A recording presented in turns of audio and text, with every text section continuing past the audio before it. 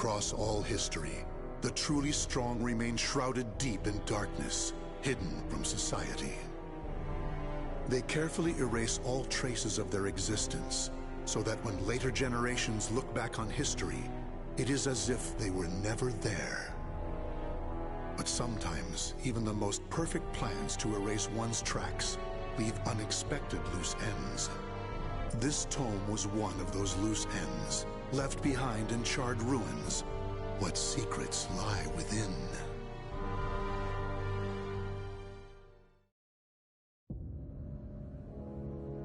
Zasalamel created me. A banal way to begin a tome, but writing down one's own history in a book is strange enough to begin with. I began writing this as an indulgent pastime, so I may as well enjoy myself. Now, about the cursed sword known as Soul Edge.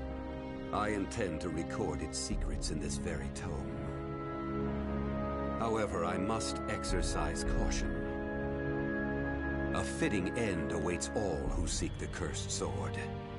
Some may laugh and call this an exaggeration. Should anyone who has held that sword ever read this tome, though, I'm certain they'll agree with me. The origin of Soul Edge is a mystery. Legend says it was once an ordinary sword, void of any power. But after fighting on countless battlefields, it gathered a great deal of negative power, until a curse fell upon it. That much is true. All who took Soul Edge in their hands became slaves to the blade, murdering until they bled their last drop of blood. That is why so few know of it, despite its appearances time and time again throughout history. Until, that is, an age long past, when there appeared a man with a mind powerful enough to resist the sword's control. He was known as the Hero King.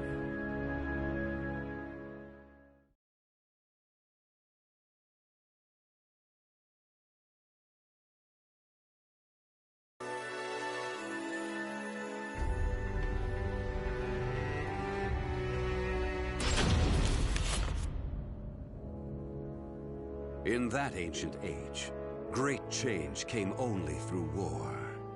Thus, controlling Soul Edge meant ruling the world. The Hero King, being the man he was, one could say it was inevitable that he would bring peace to this warring world. I won't record the Hero King's name here. Someday I may decide the time is right to reveal it, but that time isn't now. It is said the Hero King lost Soul Edge due to his jealous son. After the Hero King killed his son, the spirit sword Soul Calibur was born from the remnants of the cursed sword. Indeed, the cursed sword and the spirit sword both come from the very same steel. While the name Soul Edge is known to a select few, the name Soul Calibur is known to almost no one. There is a reason the spirit sword was never revealed to the world. Some say the Hero King created the spirit sword, but the truth is that the Hero King risked his life and failed. Those who would carry on the dead king's wish and perfect Soul Calibur were to come later. They were known as the guardians of the spirit sword. Like a thief in the night, they took the spirit sword and withdrew into the dark recesses of history. They told others of the Hero King's spirit sword, and that they were going into hiding to both prevent Soul Calibur from being used for evil, and to prepare for the threat of Soul Edge.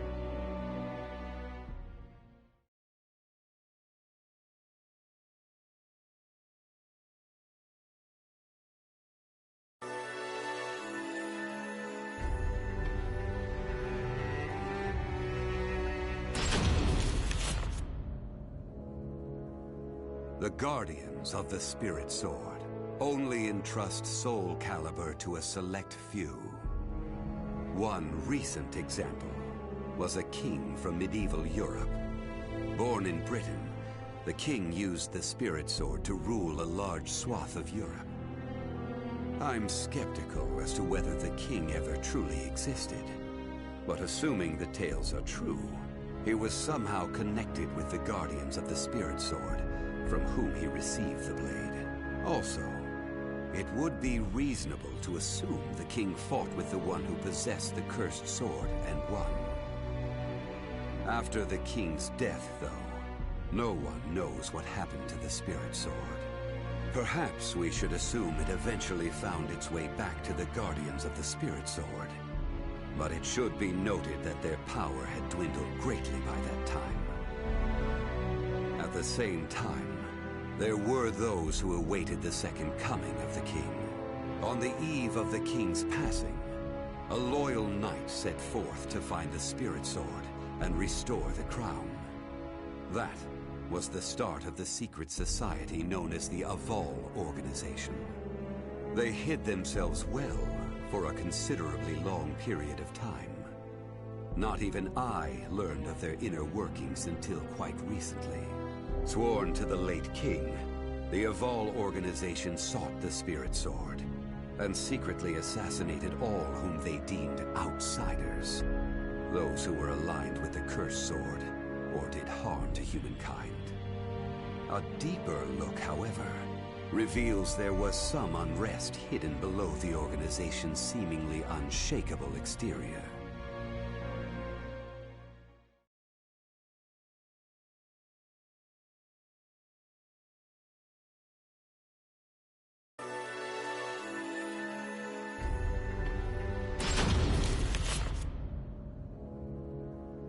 After slumbering in the shadows of history, Soul Edge was awakened by the pirate Cervantes de Leon.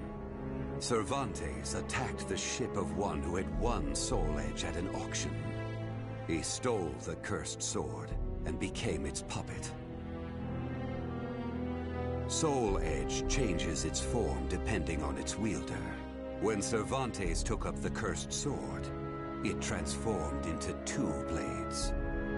And after nearly 30 years of slumber, it caused that terrible catastrophe.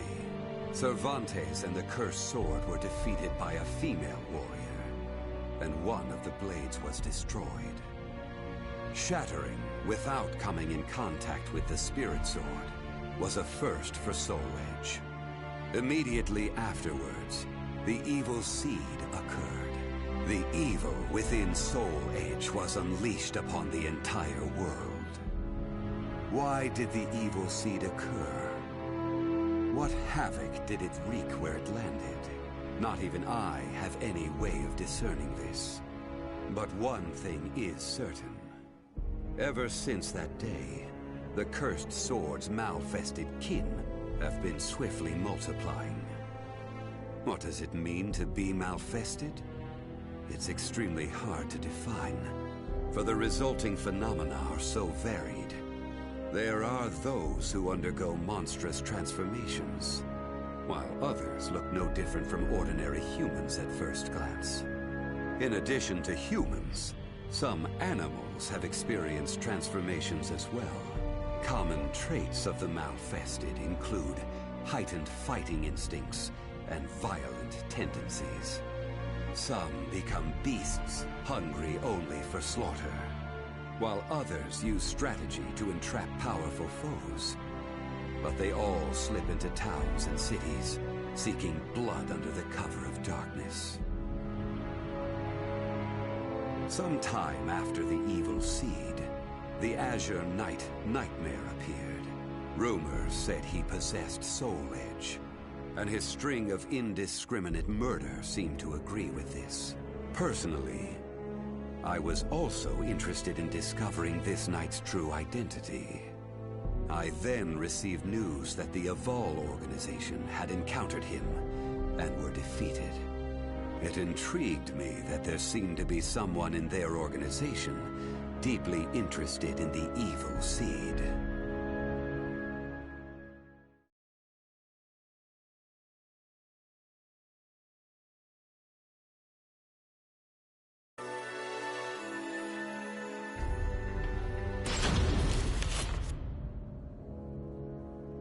While Soul Edge has appeared constantly throughout history, Soul Calibur's whereabouts are still shrouded in mystery. In time, I lost interest and gave up trying to search for any traces of it. But after resuming my search later, I found that it had been taken to a temple in the east at some point. With it were taken a staff able to absorb all manner of energy, and a mirror capable of purifying evil. These sacred treasures were used to create Soul Calibur and amplify its power. No one knows what had happened to the Guardians of the Spirit Sword, but they must have met with ruin, losing the Spirit Sword and their other treasures. As for the temple, it later became Ling Sheng Su, a famous martial arts dojo that worshipped the Spirit Sword and the other weapons as the three sacred treasures. But now the Spirit Sword is no longer there. The evil seed deeply affected Ling Sheng Su, and most likely caused it to attract evil energy. Its martial arts students were soon overcome by madness and battle lust, and ended up killing each other. The temple fell in a single night. Therefore, no one knows what happened to the Spirit Sword. Only one student of Ling Sheng Su survived. While the survivor didn't possess Soul Calibur, there was clearly merit in looking into him. What powers did he possess? What could he accomplish? I was deeply intrigued.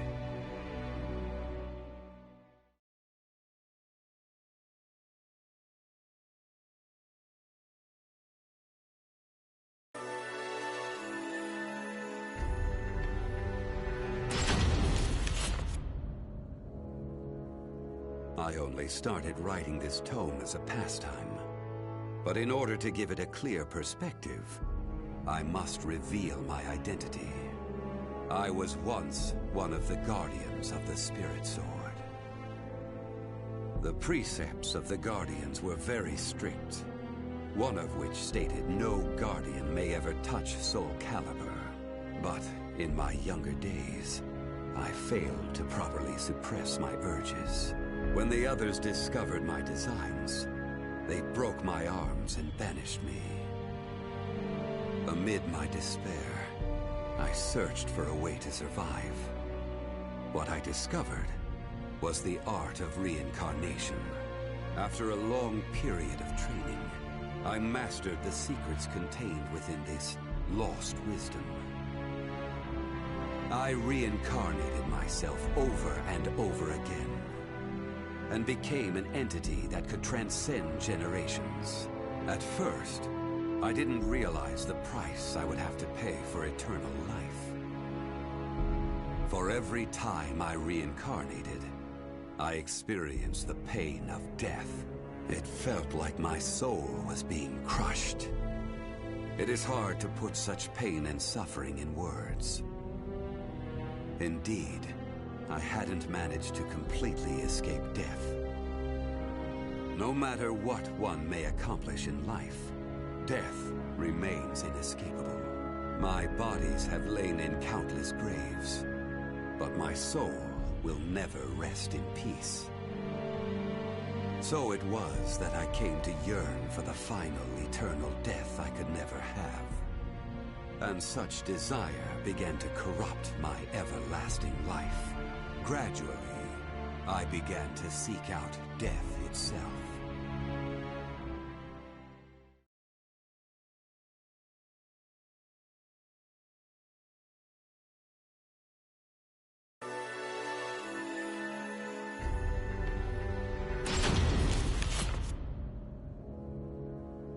That was 1,000 years ago.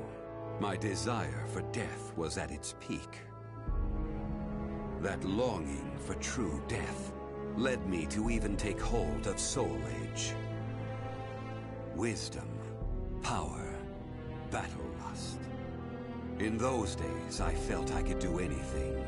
But when it was over, I was forced to confront just how prideful I had been. As a puppet of the cursed sword, I kept fighting to my last breath. And for what? I fought in an age of endless war that spanned the world, all to establish a certain dynasty. That is all I'll say on the matter. I've lived as every type of person.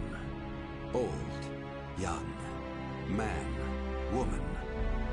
But I've never felt as much joy as when I wielded that power. However, not even the cursed sword could free me from the chains of samsara. And so I died, and was born again into this world.